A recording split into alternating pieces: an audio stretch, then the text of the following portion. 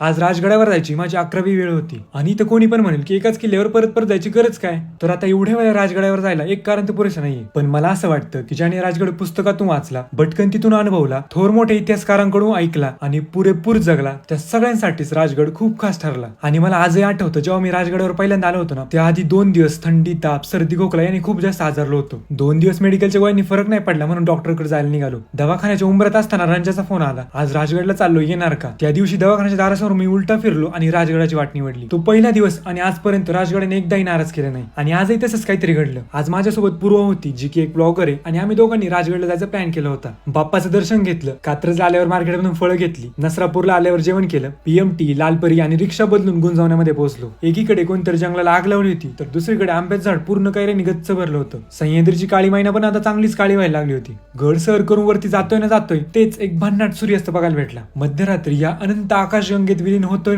तेवढ्यात सकाळ झाली आणि धुक्याच्या चादरीने पूर्ण सह्याद्रीला झाकून टाकलं. आणि आज परत मला एक खूप भारी सूर्योदय बघायला भेटला. मला माहित नाहीये माझ्या आयुष्यात मी कितीदा राजगडावर येईल, पण जेव्हा पण इथून परत जाईल ना, तेव्हा जाताना सोबत एक नवीन अनुभव आणि खूप सारं प्रेम घेऊन जाईल.